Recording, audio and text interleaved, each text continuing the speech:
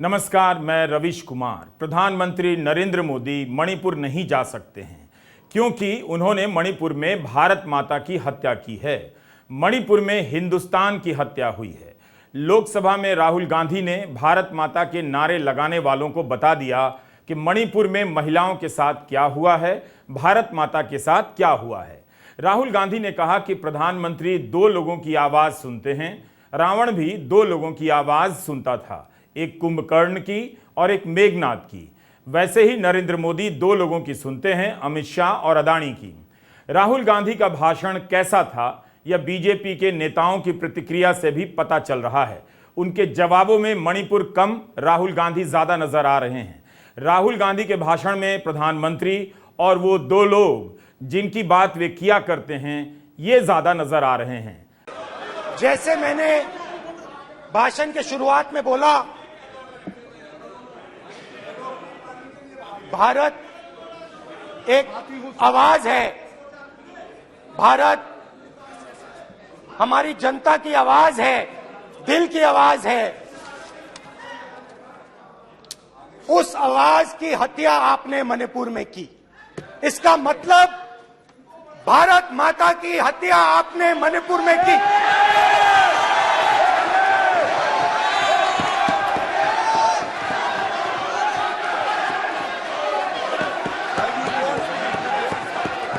भारत माता को आपने मणिपुर के लोगों के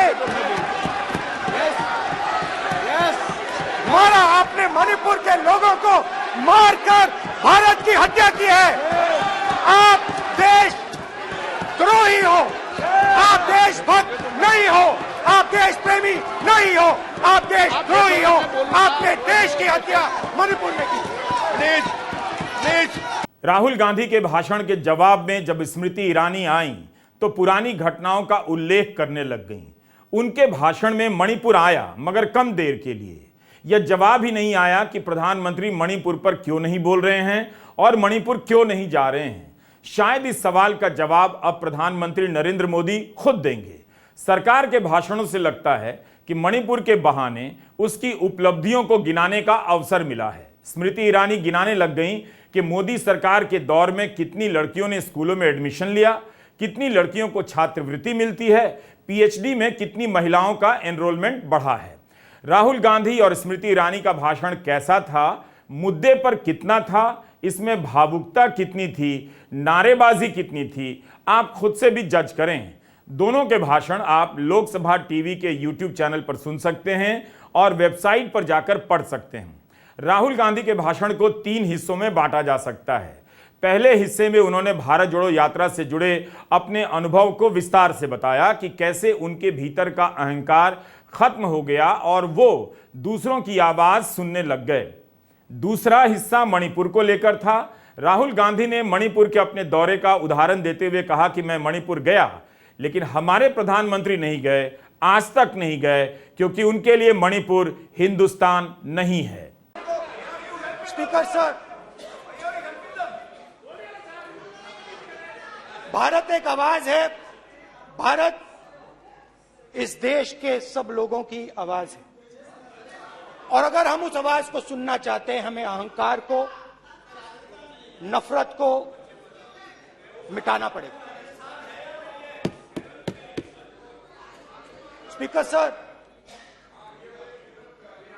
कुछ ही दिन पहले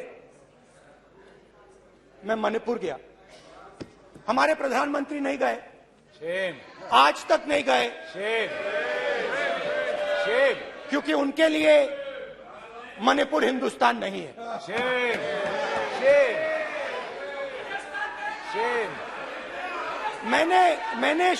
मैंने मणिपुर शब्द प्रयोग किया,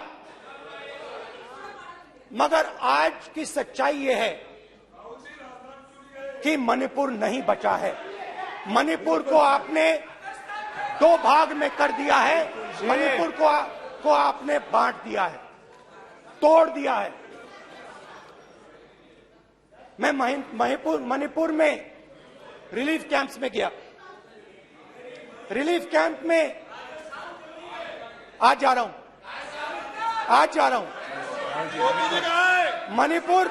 मणिपुर में रिलीफ कैंप में मैंने महिलाओं से बात की। समय मैं मणिपुर गया और मणिपुर के कैंप्स में मैंने महिलाओं से बात की,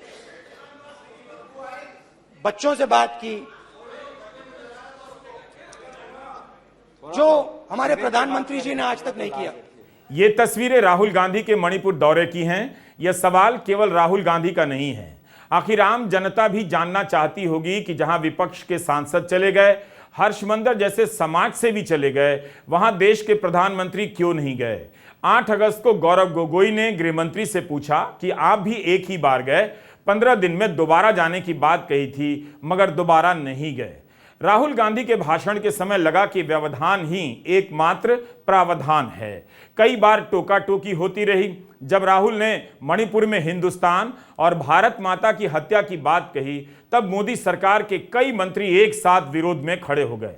कानून मंत्रालय से हटाकर पृथ्वी विज्ञान मंत्रालय भेज दिए गए किरण रिजिजू ने कहा कि मणिपुर में हिंसा के लिए कांग्रेस पार्टी की 70 साल की नीतियां जिम्मेदार हैं। उग्रवाद कांग्रेस ने पैदा किया है। किरण रिजिजू के साथ मोदी सरकार के कई मंत्री खड़े हो गए और राहुल से मणिपुर वाले बयान पर माफी मांगने की बात करने लगे। मैंने महिलाओं से बात की, बच्चों से बात की, जो हमारे प्रधानमंत्री जी ने आज तक नहीं किया। एक महिला मुझे कहती है, मैंने उनसे पूछा, बहन क्या हुआ आपके साथ। मैं बहुत सारी महिलाओं से बात किया, मगर मैं आपको 2 उदाहरण देना चाहता हूं। एक महिला मुझे कहती है, मैंने कहा क्या हुआ तुम्हारे साथ। कहती है, मेरा छोटा सा बेटा, महिला का सम्मान करें प्लीज। ये सम्मान एक ही बच्चा था मेरा, कोई शर्म कर लो गल एक ही बच्चा था मेरा, मेरे सामने, मेरे आंखों के सामने उसको गोली मारी है। मैं पूरी रात, आप सोचिए, आप अपने बेटों के बारे में सोचिए, मैं पूरी रात उसकी लाश के साथ लेटी रही। झूठ नहीं, झूठ आप बोलते हो, झूठ मैं नहीं बोलता हूं। मैं पूरी रात उसकी लाश के साथ लेटी रही और फिर मुझे डर लगा, मैंने अपना घर छोड़ दिया, जो भी मेरे पास था वो मैंने छोड़ दिया। मैंने उनसे पूछा, कुछ तो लाई होगी। कहती है, नहीं, सिर्फ मेरे जो कपड़े हैं ये मेरे पास हैं। और फिर इधर उधर ढूंढती है और एक फोटो निकालती है और मुझे कहती है, यही मेरे पास अब बची है।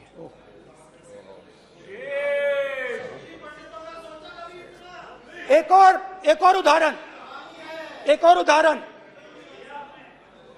दूसरे कैंप में मैं, एक महिला मेरे सामने आती है, मैं उससे पूछता हूं, तुम्हारे साथ क्या हुआ, क्या हुआ तुम्हारे साथ। और जैसे ही मैंने ये सवाल पूछा,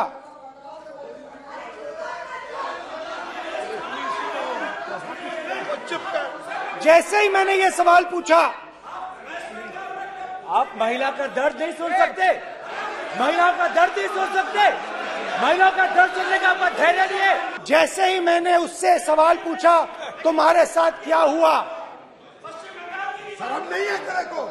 वैसे ही 1 सेकंड में वो कांपने लगी। उसने अपने दिमाग में वो दृश्य देखा और वो बेहोश हो गई। मेरे सामने कांपती हुई बेहोश हो गई। तो ये मैंने आपको सिर्फ 2 उदाहरण दिए हैं।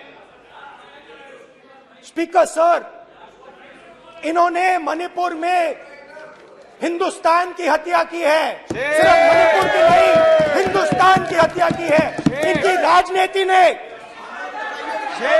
मणिपुर को नहीं, हिंदुस्तान को मणिपुर में मारा है।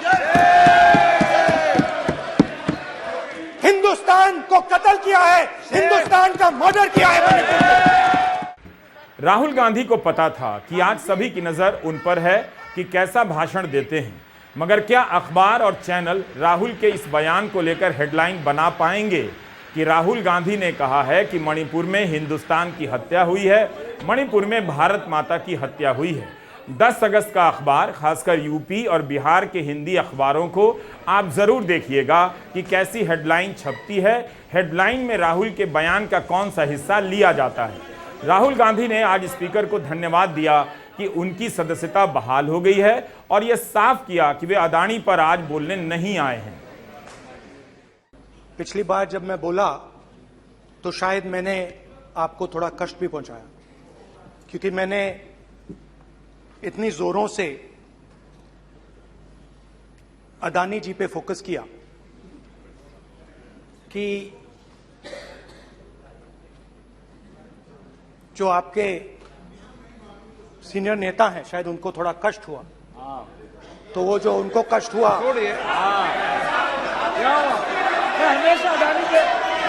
हमेशा अडानी पे अभी भी कष्ट हो रहा है। वो जो कष्ट हुआ, अभी भी कष्ट हो रहा है। विषय पे आइए, विषय पे। अभी भी कष्ट हो रहा है। अभी भी कष्ट हो रहा है। ये देखिए, ये सारे नहीं मगर सुनिए ये है। तो वो जो कष्ट हुआ 1 2 3 4 5 उसका असर शायद आप पे भी थोड़ा हुआ। तो इसके लिए मैं आपसे माफी मांगता हूं, मगर मैंने सिर्फ सच्चाई रखी थी। मगर आज जो मेरे बीजेपी के मित्र हैं, आज आपको डरने की जरूरत नहीं है, डरो मत, क्योंकि आज जो मेरा भाषण है, डरो मत, और आप डरो मत।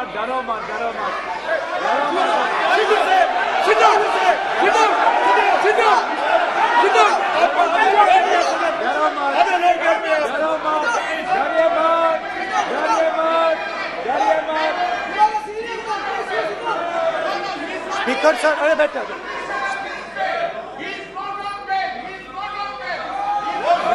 ब्रदर। तो आज कोई घबराने की जरूरत नहीं है। आज मैं अपना भाषण, मेन जो भाषण है वो अदानी जी पे नहीं बोलने जा रहा हूं। आप छोड़िए, तो आप रिलैक्स कर सकते हैं, आप शांत रह सकते हैं,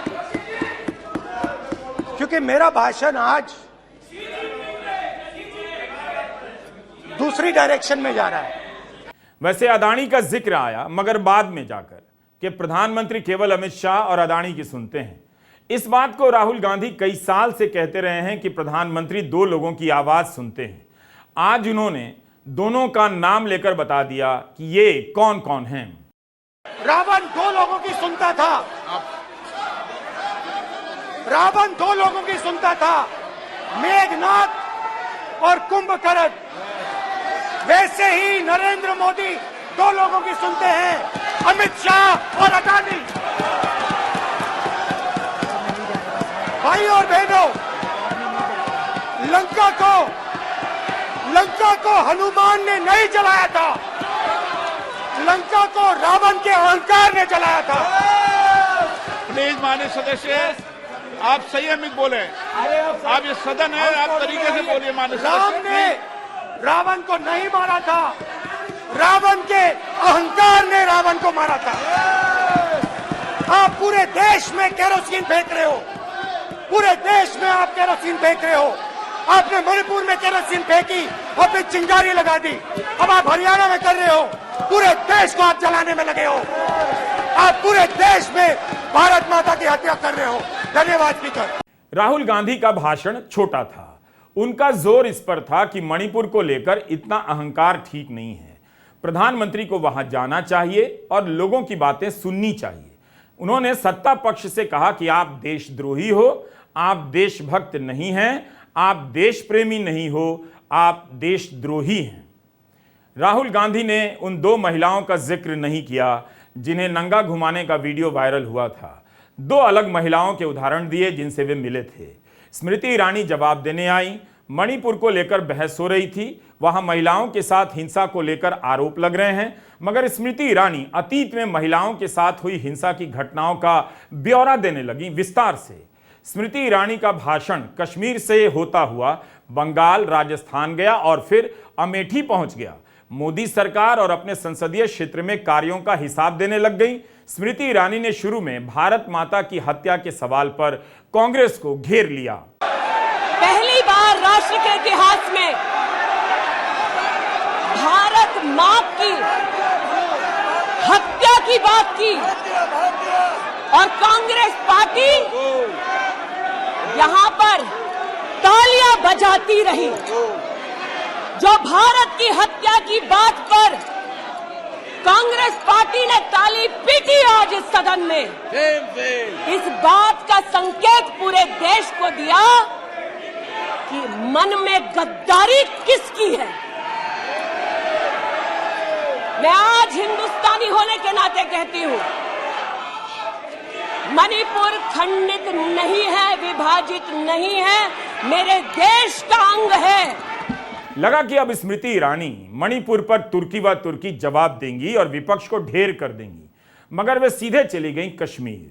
स्मृति ईरानी ने कश्मीरी पंडितों के साथ हिंसा का हवाला दिया, खासकर महिला कश्मीरी पंडितों गिरिजा टिक्कू और सरला भट्ट की हत्या का। इस उदाहरण के साथ स्मृति ईरानी ने आरोप लगाया कि तब से लेकर आज तक कांग्रेस चुप रही। स्मृति ईरानी भूल गईं कि जब 2022 के साल में, 2021 के साल में कश्मीरी पंडितों की हत्या होने लगती है, तब मोदी सरकार ने क्या किया। क्या मोदी ने कश्मीरी पंडितों से मुलाकात की? क्या स्मृति ईरानी घाटी गई थीं कश्मीरी पंडितों के परिवार से मिलने? जब वे ऐलान कर रहे थे कश्मीरी पंडित कि अब घाटी में नहीं रह सकते हैं, तब मोदी सरकार के ये मंत्री क्या कर रहे थे? पुराना हिसाब गिना दिया, ठीक किया, लेकिन उस हिसाब को जब सही करने का वक्त आया तो मोदी सरकार और स्मृति ईरानी ने कैसे सही किया? इसके लिए ज्यादा दूर नहीं, कश्मीरी पंडितों के साथ 1-2 साल पहले क्या हो रहा था, सरकार क्या कर रही थी, आप पुरानी खबरों को पलट लीजिए। तब यह सवाल उठता था कि कश्मीरी फाइल्स के प्रचार में तो सभी लगे थे, मगर इन कश्मीरी पंडितों का साथ कोई नहीं देने आ रहा है। यह 1 जून 2022 की रॉयटर की खबर है। 100 से ज्यादा हिंदू परिवार कश्मीर से पलायन कर गए हैं। एक हिंदू टीचर रजनी बाला की हत्या हो गई थी। 3 जून 2022 की हिंदू की खबर है। हेडलाइन है कि कश्मीरी पंडित घाटी से पलायन करने लगे हैं। यह 28 अक्टूबर 2022 की इंडियन एक्सप्रेस की हेडलाइन है कि शोपियां के गांव से कश्मीरी पंडित पलायन कर गए, जो वहां पर उस वक्त से रह रहे थे जब घाटी में कश्मीरी पंडितों की हत्या का दौर शुरू हुआ था। इतने दशक तक साथ रहने के बाद मोदी सरकार के दौर में पहली बार इन कश्मीरी पंडितों का पलायन होता है।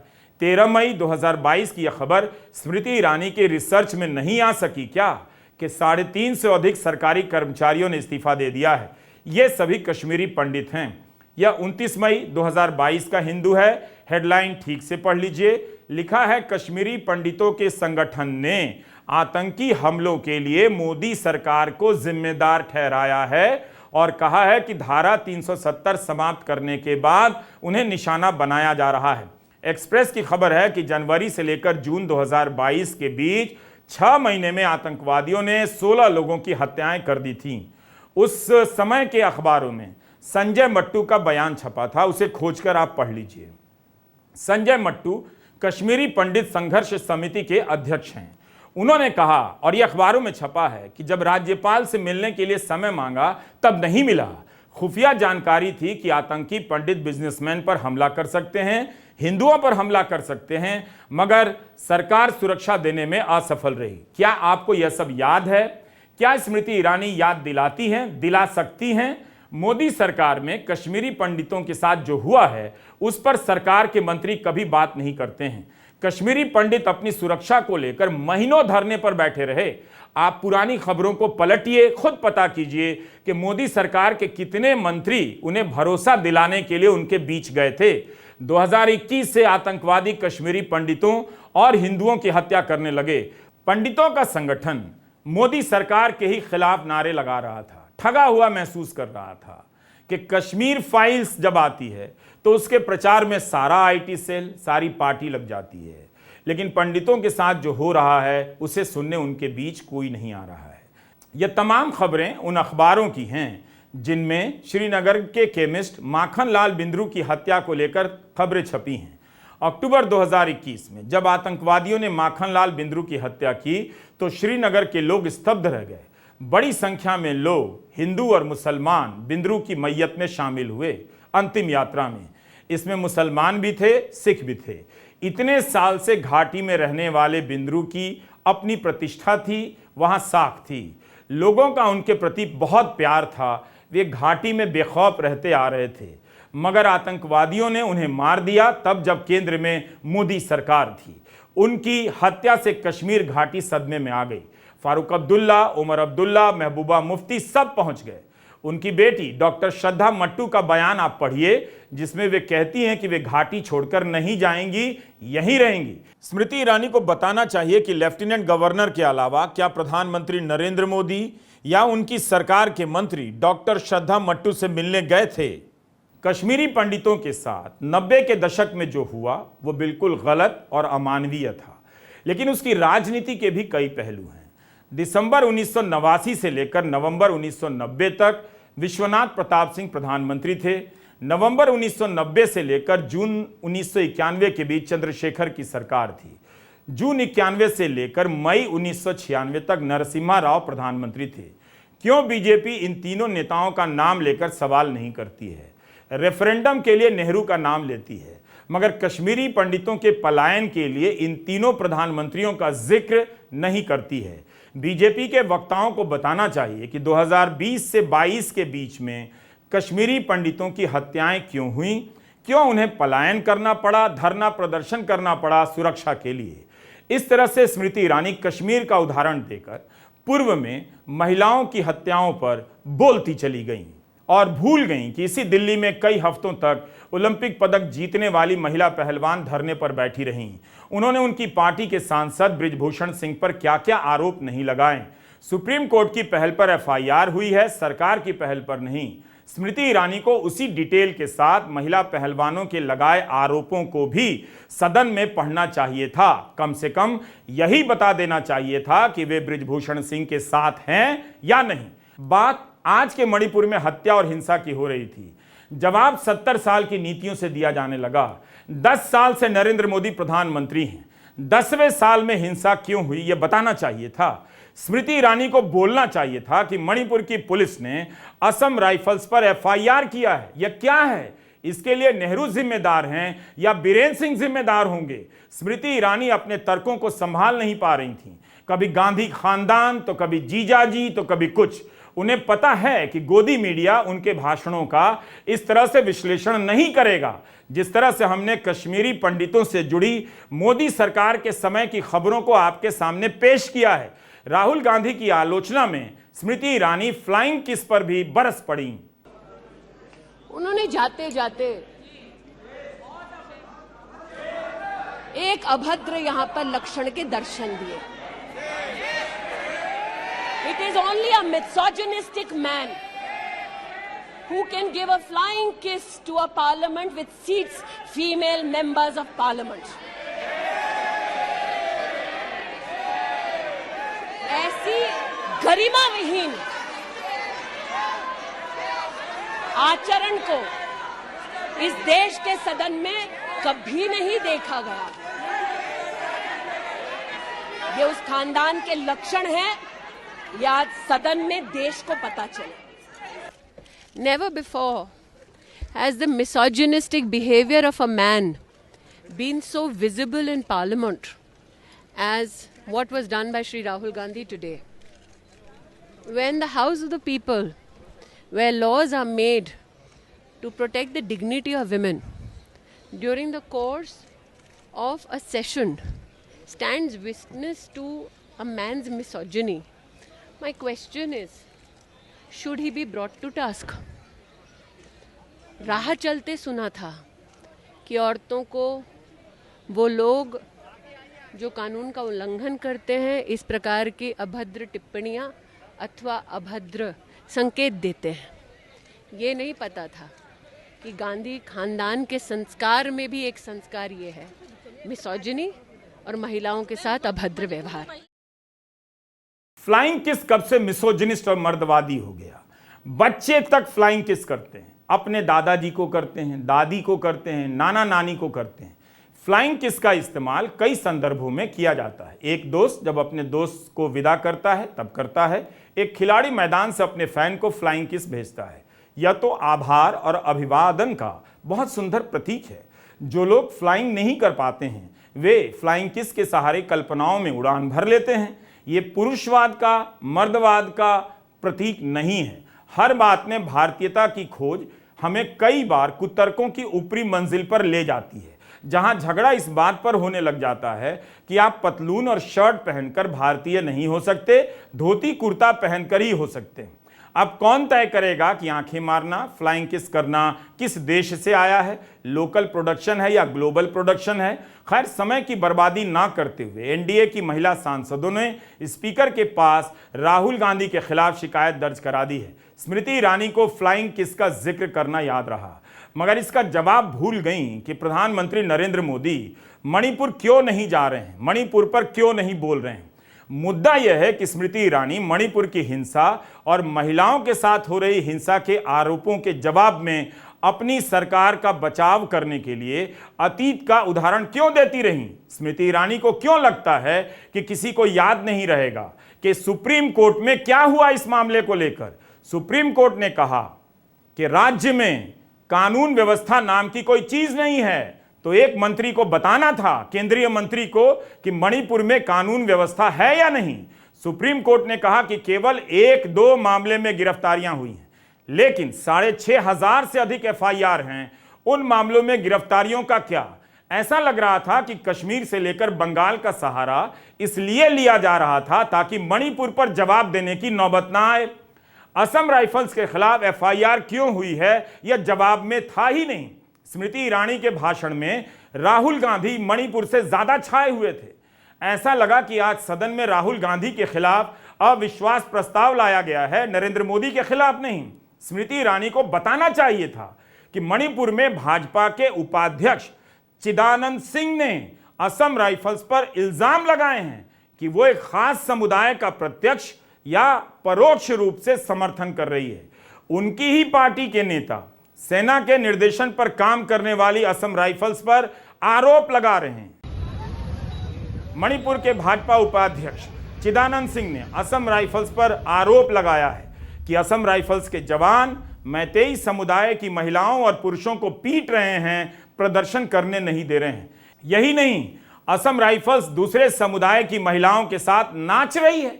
उन्होंने कहा कि हालात इतने खराब हैं कि एक राजनीतिक पार्टी का सदस्य होने के बावजूद इस समय मेरे लिए मेरा समुदाय, मेरे लोग और मेरा राज्य मेरे लिए पार्टी से ज्यादा जरूरी हो गए हैं। उनका बयान छपा है कि भारत सरकार के नियमों को लागू करने में भेदभाव मैतेई समुदाय के लोगों में केंद्र सरकार के प्रति विश्वास खोने का बड़ा कारण है। यही नहीं, बीजेपी के नेता ने कहा कि उनकी तरफ से 5 जून को प्रधानमंत्री को पत्र लिखा गया है कि असम राइफल्स भेदभाव कर रही है, तो प्रधानमंत्री को यह सब पता है, अब आपको भी पता चल गया। फिर भी पुलिस ने असम राइफल्स के खिलाफ एफआईआर की है। इस वीडियो को लंबा होना था, आप शुरू से लेकर अंत तक इस वीडियो को जरूर देखिए। जो भी राहुल गांधी ने कहा है वही तो मणिपुर के भाजपा उपाध्यक्ष चिदानंद सिंह ने कहा है, बीजेपी के नेताओं ने कहा है। चिदानंद सिंह का बयान है कि मैतेई समुदाय ने केंद्र सरकार का विश्वास खो दिया है। कुकी विधायकों ने बीजेपी सरकार से समर्थन वापस लिया, यह आपको पता है। तो क्या यह पर्याप्त नहीं है कहना कि मणिपुर 2 हिस्सों में बंट गया है? यही तो कहा राहुल गांधी ने कि मणिपुर में भारत की हत्या हुई है, उसे 2 हिस्सों में बांट दिया गया है। क्या यह 2 हिस्सों में बंटने का उदाहरण नहीं है कि मणिपुर की पुलिस असम राइफल्स पर एफआईआर कर रही है? 8 अगस्त की खबर है कि भाजपा की मणिपुर इकाई ने प्रधानमंत्री से गुहार की है कि असम राइफल्स के अलावा किसी भी अर्धसैनिक बल से बदल दीजिए, किसी को भेज दीजिए। यह हो रहा है मणिपुर में। इन सवालों पर सीधे आने के बजाय मनरेगा से लेकर जनधन योजनाओं के खातों को गिनाया जाने लगा। कश्मीरी पंडितों के साथ क्या हुआ उसका सहारा लेकर मणिपुर से बचा जाने लगा। अब खबर आ रही है कि सेना नाराज है, एफआईआर का मुद्दा राज्य सरकार के सामने उठाने जा रही है। एफआईआर किस बात को लेकर हुई है? 5 अगस्त को मणिपुर पुलिस ने असम राइफल्स के खिलाफ एफआईआर की कि असम राइफल्स ने उनकी गाड़ी रोक दी और अपनी ड्यूटी नहीं करने दी, क्योंकि घरों में सर्च करने से रोका गया। बीजेपी के एक विधायक ने कहा है कि राज्य की सरकार सेना को काम करने नहीं दे रही है। यही बात तो राहुल गांधी ने भी लोकसभा में कही है।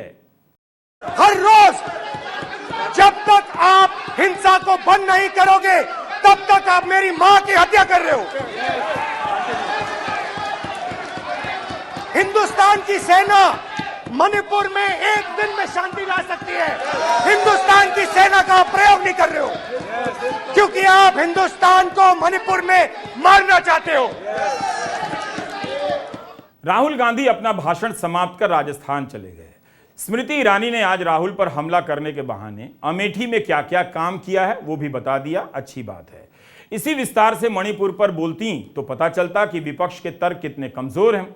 लेकिन कोई प्रधानमंत्री को फकीर बोल रहा था, कोई कुछ।